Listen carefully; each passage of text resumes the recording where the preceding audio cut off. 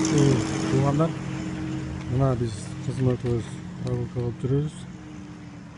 Бияк машина өтүүчү чоң жол. Ал эми мына адамдар өтүүчү тротуар. Тротуардан эч кандай өтүүгө мүмкүн эмес. Тротуарга машиналар туруп алган. Ушундайда патрулдук кызматы көзөмөлгө алып чара көрүсө болбойт.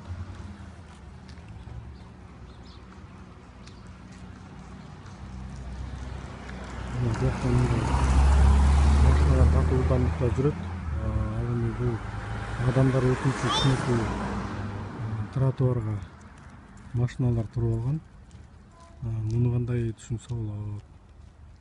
Эч кандай өтүүгө мүмкүн эмес. Ал бул чоң жолго өтүүгө кооптуу, машиналар катуу ылдамдыкта өтөт.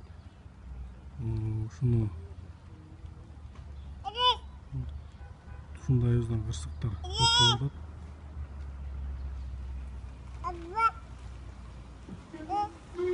Эч кандай мүмкүн эмес.